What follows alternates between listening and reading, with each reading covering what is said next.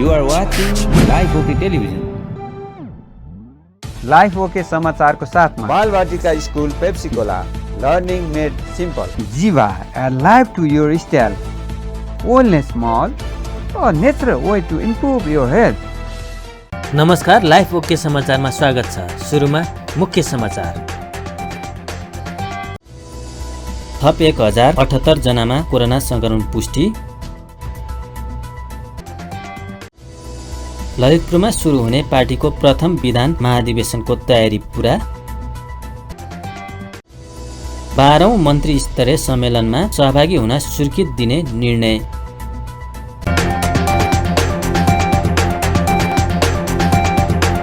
अब समाचार विस्तारमा। नेपालमा बिहिबार थप 1078 जनामा कोरोना संक्रमण पुष्टि भएको छ। देशभर गरेको 8555 पीसीआर परीक्षणका क्रममा 898 जना र 3210 एन्टिजेन परीक्षणका क्रममा 180 जनामा कोरोना संक्रमण पुष्टि भएको स्वास्थ्य मन्त्रालयले जनाएको छ। यो सँगै नेपालमा कोरोना संक्रमितको संख्या 8,86,620 पुगेको छ। त्यस्तै कोरोनाका कारण थप 12 जनाको मृत्यु भएको छ। हालसम्म नेपालमा 11,135 जनाको कोरोनाका कारण मृत्यु भएको छ। त्यस्तै थप 911 जना संक्रमित कोरोना मुक्त हुँदा हालसम्म नेपालमा 7,65,758 संक्रमित कोरोना मुक्त भएका छन्। हाल नेपालमा 18,168 सक्रिय संक्रमित आइसोलेसन र 238 जना क्वारेन्टाइनमा रहेको मन्त्रालयले जनाएको छ। नेकपा एमाले शुक्रबारबाट ललितपुरमा सुरु हुने पार्टीको प्रथम विधान महाधिवेशनको तयारी पूरा भएको जनाएको छ। मूल व्यवस्थापन समितिले बिहिबार काठमाडौँमा पत्रकार सम्मेलन गर्दै ललितपुरको गोदावरी स्थित सनराइज सम्मेलन केन्द्रमा हुने महाधिवेशनको सम्पूर्ण तयारी पूरा भएको जनाएको हो। महाधिवेशनको उद्घाटन केपी शर्मा ओलीले गर्ने र बन्द सत्रमा केन्द्रीय कमिटिको तर्फबाट अध्यक्ष ओलीले राजनीतिक प्रतिवेदन, महासचिव ईश्वर पोखरेलले संगठनात्मक प्रस्ताव र उपमहासचिव विष्णु प्रसाद पौडेलले विधान संशोधन प्रस्ताव प्रस्तुति गर्ने मूल व्यवस्थापन उपसमिति संयोजक खिमलाल भट्टराईले जानकारी दिनुभयो। महाधिवेशनको दोस्रो दिन असोज 16 गते समूह छलफल र समूह नेताबाट सुझावहरूको प्रस्तुति गरिनेछ। तेस्रो दिन असोज 17 गते दस्तावेज प्रस्तोताहरूको समूह छलफलबाट आएका सुझाव एवं उठेका विषयहरूमा जवाफ दिने कार्यक्रम रहेको भट्टराईले बताउनुभयो। महाधिवेशनमा 6000 भन्दा बढी प्रतिनिधिहरूको सहभागितामा हुने भन्दै भट्टराईले हलभित्र नअटेका प्रतिनिधिलाई केन्द्रको उपयुक्त स्थानमा व्यवस्थापन गरिने उहाँले जानकारी दिनुभयो। यस महाधिवेशनको उद्घाटन भोलि असोज 15 गते अपराह्न 12:15 बजे पार्टी अध्यक्ष कमरेड केपी शर्मा ओलीज्यूले भव्य समारोहका बीच पानसमा बत्ती बालेर गर्नुहुनेछ।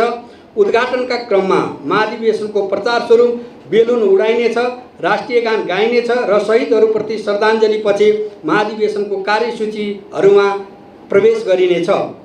महाधिवेशनको उद्घाटन सत्रलाई पार्टी अध्यक्ष केपी शर्मा ओली लगायतका नेता कमरेडहरूले सम्बोधन गर्नुहुनेछ।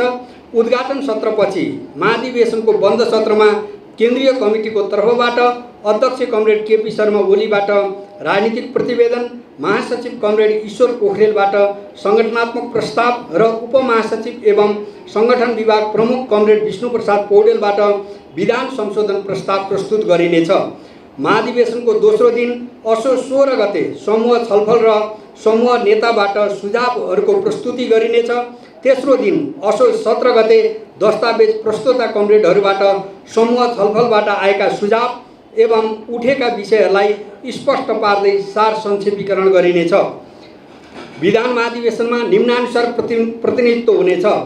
केन्द्रीय कमिटिका पदाधिकारी एवं सदस्य कमरेडहरू, केन्द्रीय निकायका पदाधिकारी एवं सदस्य कमरेडहरू, केन्द्रीय विभागबाट चुनिनुभएका प्रतिनिधि कमरेडहरू, प्रदेश कमिटिका सबै कमरेडहरू, जिल्ला कमिटीबाट चुनिएका सबै प्रतिनिधि कमरेडहरू, पार्टी सदस्य रहेका सङ्घ र प्रदेशका सांसद कमरेडहरू, पार्टीको तर्फबाट निर्वाचित जिल्ला समन्वय समितिका प्रमुख र उपप्रमुख कमरेडहरू, पार्टी सदस्य रहेका स्थानीय पालिकाका प्रमुख र उपप्रमुख कमरेडहरू, जनसङ्गठन र पेसागत सङ्गठनहरूबाट चुनिनुभएका प्रतिनिधि कमरेडहरू, भारत लगायत प्रवासका सङ्घ सङ्गठनहरूबाट चुनिनुभएका प्रतिनिधि कमरेडहरू र पार्टी केन्द्रबाट विधान बमोजिम मनोनित सदस्य कमरेडहरू यो महाधिवेशनको प्रतिनिधिको रूपमा रहनुहुनेछ। हरेक दिन बिहान 9 देखि 11 बजेसम्म खानाको समय छुट्याइएको छ। सो समय सीमाभित्र सबै प्रतिनिधि कमरेडहरूले खाना खाएर हलभित्र प्रवेश गरिसक्नुपर्नेछ। दिउँसोको लागि खाजाको प्याकेट प्रबन्ध गरिएको छ र साँझको खाना बसेकै स्थान वा आफ्नै व्यवस्थापनमा खाने व्यवस्था मिलाइएको छ। प्रतिनिधिहरूको लागि आवासको प्रबन्ध काठमाडौँमा रहेको प्रदेश तथा जिल्ला सम्पर्क मञ्चहरूको सहयोगमा सम्बन्धित भूगोलका प्रदेश कमिटीहरूले नै गर्ने गरी व्यवस्थापन गरिएको छ। निजी साधन नभएका प्रतिनिधि कमरेडहरूको लागि ललितपुर स्थित 7 डोबाटोमा झन्डासहित बसहरूको व्यवस्था गरिनेछ। ट्राफिक तथा पार्किङको पनि यथासम्भव व्यवस्थापन गरिएको छ। महाधिवेशन सम्पन्न गर्नको निम्ति अनेरासोबिउ युवा सङ्घ नेपाल जी फन्ड र खेलकुद महासङ्घबाट 200 को सङ्ख्यामा स्वयंसेवकहरूको व्यवस्था मिलाइएको छ। पत्रकार सम्मेलनमा विधान महाधिवेशन मूल व्यवस्थापन समितिका संयोजक रामबहादुर थापा बादलले महाधिवेशनमा 3वटै प्रतिवेदनमा विस्तृत छलफल गरेर आवश्यक निर्णय गरिने जानकारी दिनुभयो। उहाँले राष्ट्रिय पुँजीको विकास नगरी समाजवादमा पुग्न नसकिने भन्दै जबज जनवादी कार्यक्रम भएको र अहिले पनि सान्दर्भिक रहेको बताउनुभयो। बादलले सभा सम्मेलन रोक लगाउने गरी जिल्ला प्रशासन काठमाडौँले जारी गरेको आदेश राजनीतिक पूर्वग्रह प्रेरित भएको हुन सक्ने तर्क गर्दै स्वास्थ्य मापदण्ड र सुरक्षा विधि अपनाएर विधान महाधिवेशन हुने उल्लेख गर्नुभयो। यो समाजवादको निर्माणको कार्यक्रम के हुने भन्ने सन्दर्भमा पनि यो प्रतिवेदनमा उठाइएको छ र निश्चित रूपमा अहिलेको समाजवाद निर्माणको अधिकतम कार्यक्रमको रूपमा समाजवादी कार्यक्रमलाई अघि सारिएको छ र तात्कालिक र ठोस रूपमा चाहिँ विगतमा नेकपा एमालेको 5औं महाधिवेशनले चाहिँ अगाडि सारेको जबजको कार्यक्रमहरूलाई नै अहिले अगाडि सारिएको छ। त्यो बेला चाहिँ र अहिले पनि ती कार्यक्रमहरू सान्दर्भिक छ र त्यसले एउटा न्यूनतम र तात्कालिक कार्यक्रमको रूपमा चाहिँ त्यसलाई कार्यान्वयन गर्नुपर्छ भन्ने अहिलेको प्रतिवेदनमा सारिएको छ। हामीले भन्यौँ कि नेपालको जनवादी क्रान्तिलाई पथप्रदर्शन गर्ने सिद्धान्त, त्यसलाई हामी जबज भनौँ अथवा अरू मार्क्सवाद लेनिनवाद भनौँ, त नेपालको सन्दर्भमा चाहिँ त्यो सफल सही साबित भयो। त्यस कारणले त्यो समृद्ध भयो। त्यस कारणले त्यो समृद्धिकरणलाई नयाँ पदावलीको रूपमा सम्प्रेषण गर्नुपर्छ भन्ने हो चाहिँ पार्टीभित्रको एउटा बहस यसमा छ।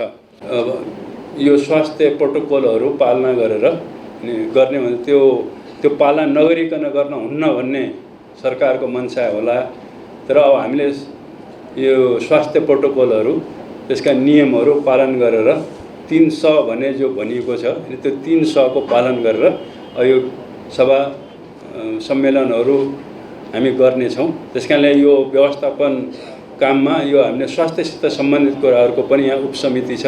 यही अहिलेको कोभिडलाई ध्यानमा राखेर त्यो कुराहरूको पनि व्यवस्था गरिएको। त्यस कारणले अब सरकारले यदि अब आज निकालेको छ भनेपछि त्यो कुनै यो स्वास्थ्यसित सम्बन्धित नभएर कोभिडसित नभएर अलिकता राजनैतिक मोटिभले काम गरेको भन्ने अलिकता आशंका छ। किन आजै किन त्यो निकाल्नु पर्यो वक्तव्य, सभा जुलुस गर्न हुँदैन भन्ने कुराहरूमा। त्यस कारणले यो अलि राजनीतिक प्रेरित भएकै यो सरकारको चाहिँ यो वक्तव्य घोषणा भन्ने लाग्छ।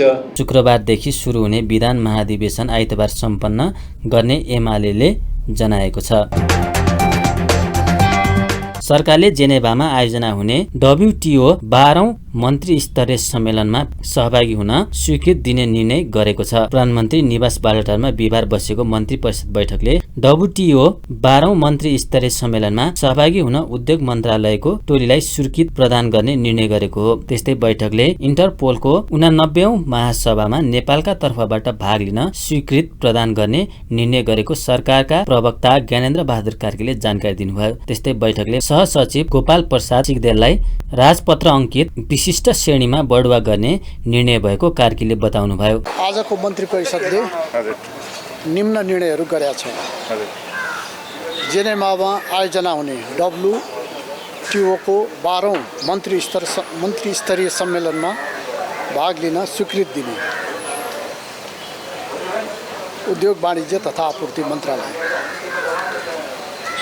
इन्टरपोलको 89औं महासभामा भाग लिन स्वीकृति दिने, सहसचिव प्रा गोपाल प्रसाद सिगदेललाई राजपत्राङ्कित विशिष्ट श्रेणीमा बढुवा गर्ने, विभिन्न मन्त्रालय अन्तर्गतका विकास आयोजनाहरूका लागि अस्थायी दरबन्दी स्वीकृत गर्ने। धन्यवाद। बैठकले विभिन्न मन्त्रालयका विकास आयोजनाहरूका लागि अस्थायी दरबन्दी सिर्जना गर्ने निर्णय गरिएको प्रवक्ता कार्कीले बताउनुभयो। परराष्ट्र मन्त्री डाक्टर नारायण खड्काले राष्ट्रिय हित र कूटनीतिक सम्बन्ध विस्तारका दृष्टिले आफ्नो अमेरिका भ्रमण सफल भएको बताउनु भएको छ। अमेरिकामा भएको संयुक्त राष्ट्रसङ्घको 76औं महासभामा सहभागी भई विदेश बिहिबार स्वदेश फर्के लगत्तै त्रिभुवन विमानस्थलमा पत्रकार सम्मेलन गर्दै मन्त्री खड्काले महासभामा कोभिड-19 महामारी, जलवायु परिवर्तन, दिगो विकास लक्ष्य सहितका विषयमा नेपालको स्पष्ट धारणा राखेको जानकारी दिनुभयो। महासभामा नेपालको प्रतिनिधित्व गर्दै आफूले अल्पविकसित एवं भूपरिवेष्ट देशको रूपमा नेपालको विकास, संरचनात्मक चुनौती आदि इत्यादि रहेको बताएको उहाँले बताउनुभयो। मन्त्री खड्काले दिगो विकास लक्ष्य प्राप्तिका लागि सहयोग तथा संयुक्त राष्ट्र सङ्घको सहकार्यबारे पनि छलफल भएको बताउनुभयो। महासभामा भाग लिने क्रममा साइड लाइन छलफल भएको र नेपाल र अन्य देशको सम्बन्धका बारेमा पनि कुराकानी भएको उहाँको भनाइ छ। फरक प्रसङ्गमा उहाँले नेपालको परराष्ट्र नीति आपसी समझदारी र अन्तर्राष्ट्रिय परिवेश अनुसार बन्नुपर्नेमा जोड दिनुभयो। यहाँ लगानी गर्ने साधन स्रोत कम विकसित विकासोन्मुख राष्ट्रको हितमा प्रयोग गर्नुपर्छ भन्ने कुरा पनि हामीले त्यहाँ सशक्त रूपमा उठायौँ। कुनै पनि देशको राजनीति हाम्रो घरेलु वातावरण, घरेलु मामिलाले निर्धारण गर्छ। तर यो बाहिरको परिवेशहरू जहिले तपाईँले कहिले टेलिभिजनमा वेदर फोरकास्टमा अनेक खालका आदिवासीबाट घुमेर कहाँ चक्रहरूको प्रभावहरू पनि देखाउँछ नि। अब अहिले जति इन्टरकनेक्टेड जति more globalize the world becomes त्यतिकै बढी मात्रामा त्यसका कन्सिक्वेन्सहरू आउन थाल्छ। Just like the weather forecast television. त्यस कारण त्यो एउटा पक्ष छ भन्दाखेरि मूल पक्ष हाम्रो यहाँको बात। हामी यहाँ डिभाइडेड छौँ। हामी पार्टीले फिक्स विदेश नीति भन्छौँ, कङ्ग्रेसको एउटा नीति अर्काको त्यस्तो कहीँ हुन्छ। कङ्ग्रेसको आफ्नो बेग्लै पराकृति केही इलिमेन्टमा होला, कहीँ बढी इन्भेस्ट गर्नुपर्ने कुराहरू होला। तर समग्र त राष्ट्रिय हित हो नि, राष्ट्रको हित, जनताको हित, यो देशको समग्र हित। समग्र हितमा हामी विभाजित हुँदाखेरि त निश्चय नै हाम्रो पराकृति देशको आधारमा यो जब यो त्यो नै कमजोर भइहाल्छ। र तपाईँलाई थाहा छ, एउटा सानो उदाहरण म दिन्छु। कहिलेकाहीँ तपाईँको एउटा गाउँमा अलिकति हुने खाने भन्छन्, अलिकतिर अलिक कम हुने खाने भन्छन्। कम हुने खानेमा हल्ला हुन थाल्यो, यताउति के झगडा हुन थाल्यो भनेदेखि अलिक हुने खाने होटेल खाने त्यहाँ के भइरहेको छ भनेर हेर्छन्। अनि त्यहाँ भर्सेकै मिलाउनु गन्छन्, झगडा पाउनु गर्लान्, के गर्लान्। तर यो इन्टरनेसनल पोलिटिक्समा यो एउटा फ्याक्ट हो, तथ्य हो।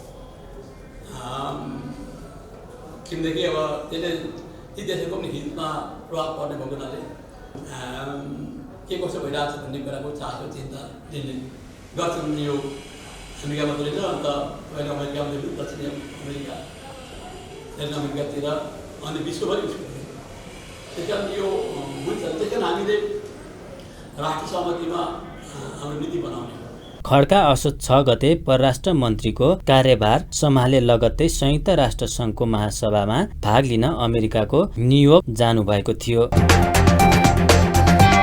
प्रमुख प्रतिपक्षी नेकपा एमाले बिहिबार पनि प्रतिनिधि सभा बैठकमा नाराबाजीसहित विरोध जनाएका छन्। संघीय संसद भवन नयाँ बानेश्वरमा बिहिबार बैठक सुरु हुने बित्तिकै एमालेका सांसदहरूले उठेर विरोध गर्दै रोस्टम घेराउ गर्न पुगेका थिए। सो क्रममा उनीहरूले एमाले कारबाही गरेका सांसदहरूलाई सदनमा प्रवेश गराएको भन्दै नाराबाजी गरेका थिए। विरोधपछि सभामुख अग्नि सापकोटाले सहज रूपमा सभा सञ्चालन गर्नका लागि सहयोग गर्न अनुरोध गर्नुभएको थियो। उहाँले अदालतमा विचाराधीन विषयमा संसदमा छलफल नहुने भन्दै ध्यानाकर्षण गराउनु भएको थियो।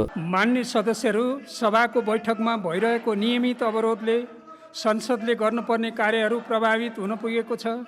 बैठकको सहज सञ्चालनमा बाधा पुगिरहेको छ। सभा सञ्चालनका लागि सहयोग गर्नु हामी सबैको उत्तिकै दायित्व पनि हो।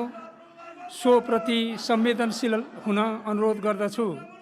मान्य सदस्यहरूलाई सभामा आफ्ना कुराहरू राखेर बैठकलाई सुव्यवस्थित तरिकाबाट सञ्चालन गर्न आफ्नो आसन ग्रहण गरी सहयोग गरिदिन हुन प्रतिनिधि सभा नियमावली 2075 को नियम 6 को उपनियम 6 बमोजिम बैठक सञ्चालनमा आवश्यक सहयोगको लागि समेत अनुरोध गर्दछु।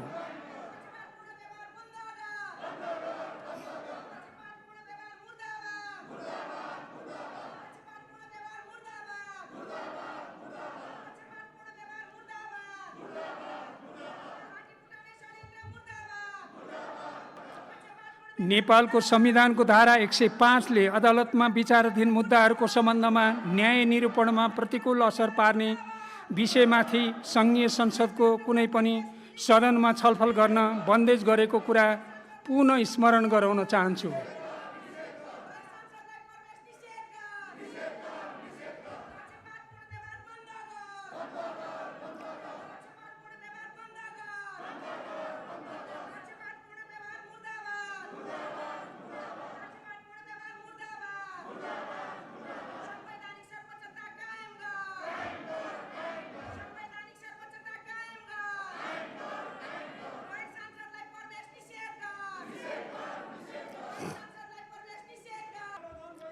सर्वप्रथम राष्ट्रपतिको कार्यालयबाट अध्यादेश खारेज सम्बन्धी र विधेयकहरू प्रमाणीकरण सम्बन्धी पत्रहरू प्राप्त हुन आएको छ। अब म सोको ब्यौरा पढेर सुनाउँछु। क सम्माननीय राष्ट्रपति श्रीमती विद्यादेवी भण्डारीज्यूले नेपाल सरकार मन्त्री परिषदको सिफारिसमा नेपालको संविधानको धारा 114 को उपधारा 2 को खण्ड ख बमोजिम राजनीतिक दल सम्बन्धी दोस्रो संशोधन अध्यादेश 2078 मिति 2078 6/11 गते खारेज गर्नुभएको बेहोरा जानकारीका लागि अनुरोध गर्दछु। तोय नारायण ग्यावाली सचिव मिति 2078 6/11।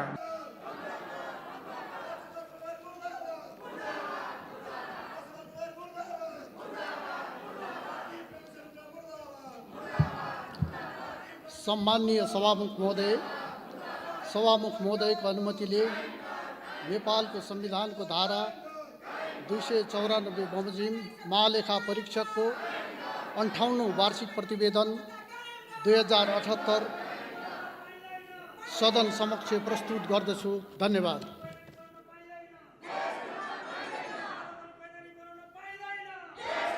मान्य सदस्यहरू, अर्को बैठक 2078 साल असोज 19 गते मङ्गलबार दिनको 1 बजे बस्ने गरी यो बैठक स्थगित हुन्छ। एमालेका सांसदहरूको विरोधका बीच सभामुख सापकोटाले राष्ट्रपति कार्यालयबाट अध्यादेश खारेज तथा विधेयक प्रमाणीकरण सम्बन्धी पत्र पढेर सुनाउनु भएको थियो। त्यस्तै बैठकमा प्रधानमन्त्रीको तर्फबाट कानून मन्त्री ज्ञानेन्द्र बहादुर कार्कीले महालेखा परीक्षाको 58औं वार्षिक प्रतिवेदन पेश गर्नुभएको थियो। प्रतिनिधि सभाको अर्को बैठक असोज 19 गते मङ्गलबार बोलाइएको छ। माधव नेपाल लगायत 14 सांसदलाई पदमुक्त गर्न गरिएको सिफारिस सभामुखले कार्यान्वयन नगरेको भन्दै एमालेले निरन्तर रूपमा प्रतिनिधि सभा बैठकमा विरोध गरिरहेको छ। प्रधानमन्त्री शेरबहादुर देउवाको आह्वानमा बसेको सर्वदलीय बैठकले संसद सुचारू गर्ने विषयमा जिम्मेवार ढङ्गले प्रस्तुत हुन एमालेलाई आग्रह गरेको छ। बालुवाटारमा बिहिबार बसेको बैठकले संघीय संसद सञ्चालनमा जिम्मेवार बन्न एमाले अध्यक्ष केपी ओलीलाई आग्रह गरिएको कानून न्याय तथा संसदीय मामिला मन्त्री एवं सरकारका प्रवक्ता ज्ञानेन्द्र बहादुर कार्कीले जानकारी दिनुभयो। बैठकमा सबै दललाई आमन्त्रण गरिए पनि नेकपा एमाले सहभागी नभएको उहाँले बताउनुभयो। उहाँले एमाले संवाद र वार्ताबाट भाग्न खोजेको र जुन कुरा मुलुकको आवश्यकता भन्दा पनि भिन्न रहेको उल्लेख गर्नुभयो। बैठकमा प्रधानमन्त्री देउवाले आगामी दिनमा पनि बैठक राखेर एमालेलाई आमन्त्रण गर्ने र छलफलमा एमाले सहभागी हुने अपेक्षा गर्नुभएको कार्कीले बताउनुभयो। संसदमा 33 वटा विधेयक रहेकाले अहिले संसद आवश्यक रहेको उहाँको भनाइ छ।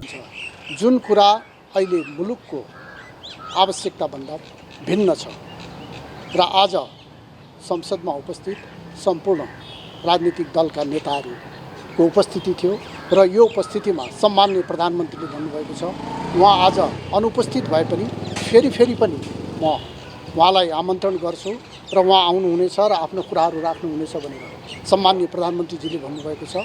र आजको बैठकको निचोड के छ भनेदेखि सङ्घीय संसदलाई निर्वाध र मर्यादित हिसाबले अगाडि बढाउनका निमित्त प्रमुख प्रतिपक्षी दल नेकपा एमाले र खास गरेर यसका नेता पूर्व प्रधानमन्त्री केपी शर्मा ओलीले सकारात्मक भूमिका निर्वाह गरोस् भन्ने आजको आग्रह छ र अहिले संसदमा प्रतिनिधि सभामा 33वटा विधेयकहरू छन्, जुन विधेयक नेपाली जनताका दैनिक आवश्यकतासँग सरोकार राख्ने विधेयकहरू छन्। त्यस्तै गरेर राष्ट्रिय सभामा 27वटा विधेयकहरू छन्। अहिले यी विधेयकहरू अन्यलको अवस्थामा छन्। यस किसिमको परिस्थितिमा अहिले सङ्घीय संसदको बैठक आवश्यक छ र यो आवश्यकतालाई महसुस गरेर आगामी हुने बैठकहरूमा उहाँहरूको उपस्थिति होला भन्ने विश्वास हामीले लिएका छौँ। धन्यवाद। 14 जना सांसदहरूलाई पदबाट बर्खास्त गर्नुपर्ने माग गर्दै एमाले गत 23 भदौबाट संघीय संसदको बैठकहरूमा निरन्तर अवरोध पुर्याउँदै आएको छ। यसअघि बसेको राष्ट्रिय सभा बैठकमा राष्ट्रिय सभा अध्यक्ष गणेश तिमल सिन्हाले गतिरोध अन्त्यका लागि सर्वदलीय बैठक मार्फत निकास खोज्न रुलिङ गरेपछि बैठक बोलाएको प्रवक्ता कार्कीले बताउनुभयो।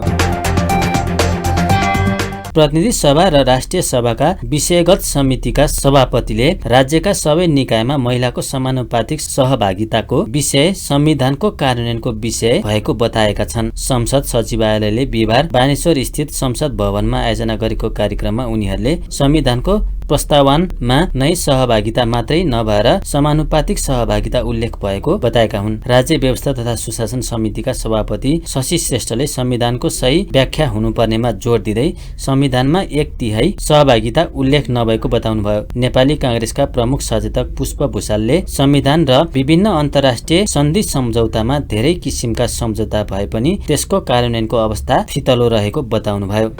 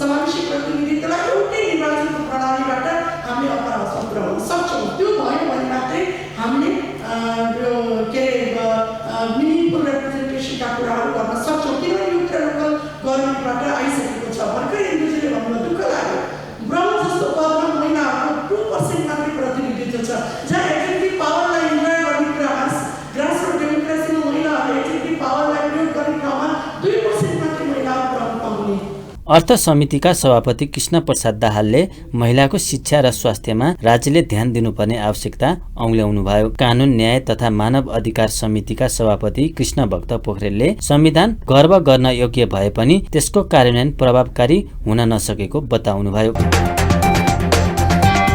नेकपा एमालेका प्रमुख सचेतक विशाल भट्टराईले आफ्ना मागका बारेमा सरकारले एमालेलाई मात्र छलफलमा बोलाउनु पर्ने बताउनु भएको छ। बिहिबार संसद भवन नयाँ बानेश्वरमा भट्टराईले आफूहरूको उठान गरेका मुद्दामा सत्तापक्ष वा सहमुखले समाधानमुखी प्रयासका लागि एमालेसँग मात्रै सिधै छलफल गर्नुपर्ने बताउनु भएको हो। अरू गठबन्धन दलसँग बसेर छलफल गर्न आवश्यक नरहेको र एमालेलाई मात्र बोलाए छलफलमा सहभागी हुने उहाँको भनाइ छ। एमाले संवादमा विश्वास गर्ने भएकाले शान्तिपूर्ण समाधानका लागि छलफल गर्न तयार रहेको उहाँले बताउनुभयो। एमालेको एजेन्डामा निरूपण गर्ने गरी सरकार र सभामुखले छलफल नै नरहेको भट्टराईको तर्क छ। भने प्रतिनिधि सभामा टेबल गरिसकेपछि त्यो अध्यादेश त्यहीँबाट निरूपण गर्ने, पास फेल के गर्ने हो त उहाँहरूसँग बहुमत थियो, उहाँहरूले गर्दा भइहाल्थ्यो। तर त्यो छोडेर उहाँहरूले चाहिँ संसदमै त्यसलाई चाहिँ व्यवहारिसे छोडिदिएर चाहिँ अचानक क्याबिनेटले त्यसलाई फिर्ता लिने जुन काम गर्नुभयो त्यो कानुन विपरीत छ, संविधान विपरीत छ, नैतिक दृष्टिकोणले पनि वास्तवमा त्यो उचित काम भयो। अनि प्रधानमन्त्रीसँग मात्र एमाले सिङ्गल वार्ता गर्ने, अरू दल राख्नु पर्दैन भन्ने हो? यदि सभामुखज्यूलाई एमालेलाई हामीले चित्त बुझाउनु पर्छ संसदका लागि भन्ने लाग्यो भने उहाँले सिधासिधी एमालेको नेतृत्वसँग संवाद गर्दा भइगयो। प्रधानमन्त्रीज्यूलाई नेकपा एमालेमा को संसदमा सहयोग चाहिन्छ, बाहिर सहयोग चाहिन्छ, प्रमुख प्रतिपक्षी दललाई समेट्नुपर्छ भन्ने प्रधानमन्त्रीज्यूलाई लागेको भए उहाँले पनि सिधासिधी प्रमुख विपक्षी दलको नेतासँग कुरा गर्नुभए भइहाल्छ। नेकपा एमाले संवादमा विश्वास गर्छ, लोकतन्त्रमा विश्वास गर्छ र शान्तिपूर्ण समाधानको पक्षमा सधैँ रहेको पार्टी हो। त्यसकारणले गर्दा हामी जोसुकैसँग पनि संवाद चाहिँ गर्न सक्छौँ, तर त्यो समाधान खोजेको हो कि देखाउन गरेको हो भन्ने कुरा मात्रै होइन। अब मूल कुरा के हो भने सिधा एमालेसँग चाहिँ विवाद छ, एमालेको एजेन्डामा उहाँहरूले चाहिँ निरूपण गर्ने गरी समाधान गर्ने गरी आउनु भएको छैन। अनि हामी किन अरू दलसँग उहाँले मिलाएका गठबन्धनका पार्टीहरूसँग बसेर के निकास निकाल्नु छ र सिधा एमालेसँग गरेपछि त सकियो नि, अरू त यसमा जोडी नै आउनुहुन्न नि।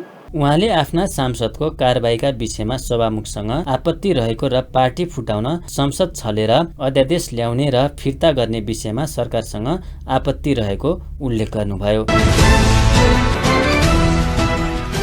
सुनको मूल्य निरन्तर घटेको छ। सुन तोलामा 200 रुपियाँले ओह्रालो लागेको हो। यस दिन छापाला सुन प्रति तोला 88,700 रुपियाँमा कारोबार भइरहेको नेपाल सुनचाँदी व्यवसायी महासंघले जनाएको छ। यसै गरी तेजापी सुन प्रति तोला 88,250 रुपियाँ तोकिएको महासंघको तथ्याङ्कमा उल्लेख गरिएको छ। सुनसँगै चाँदीको भाव पनि गिरावट भएको छ।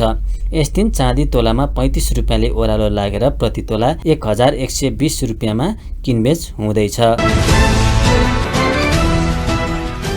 साताको अन्तिम कारोबार दिन नेप्से र कारोबार रकम दुवै घटेको छ। यस दिन नेप्से परिसूचक 32.51 अङ्क घटेर 2633.42 बिन्दुमा झरेको छ। त्यसै गरी यस दिन सेन्सिटिभ इन्डेक्स 6.41 अङ्क, फ्लोट इन्डेक्स 2.65 अङ्क र सेन्सिटिभ फ्लोट इन्डेक्स 2.37 अङ्क घटेको छ। नेप्से परिसूचक दैनिकी जसो ओह्रालो लाग्न थालेपछि बजारमा सेयर कारोबार पनि घट्न थालेको छ। यस दिन 225 कम्पनीको 49,835 पटकको कारोबारमा 3 अर्ब 70 करोड 29,000 रुपियाँ बराबरको सेयर खरिद बिक्री भएको छ।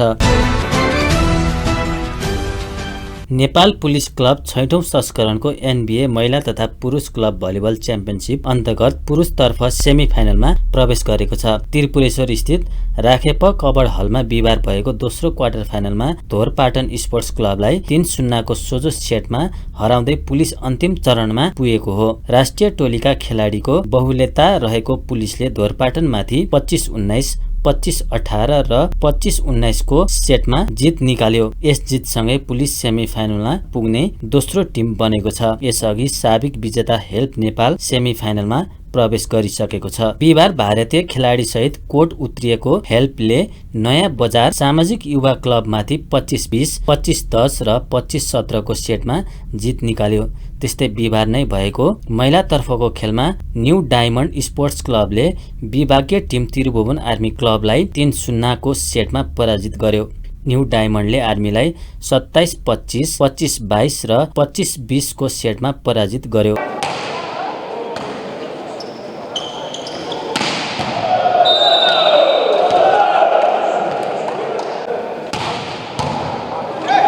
त्यस्तै त्रिपुरेश्वर स्थित राखेपा कबड हलमा बिहिबार अर्को विभागीय टिम नेपाल पुलिस क्लबलाई 3-1 को सेटमा पराजित गर्दै एपीएफ महिला टिम समूह विजेता बनेको छ। प्रतिस्पर्धात्मक खेलमा एपीएफले पुलिसमाथि 25-14, 21-25, 25-18 र 25-19 को सेटमा जित निकाल्यो। नेपाल भलिबल संघले आयोजना गरेको च्याम्पियनसिप पुरुषतर्फ 14 टोली र महिलातर्फ 6 टोलीको सहभागिता रहेको छ।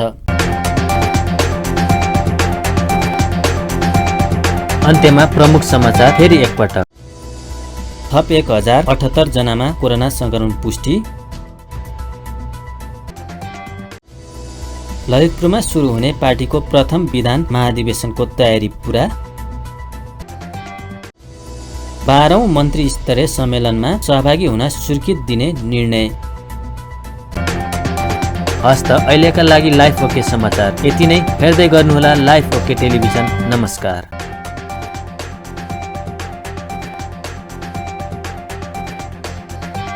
लाइफ ओके समाचारको साथमा Balvatika school Pepsicola learning made simple. Jiva, a life to your style. Wellness Mall, a natural way to improve your health.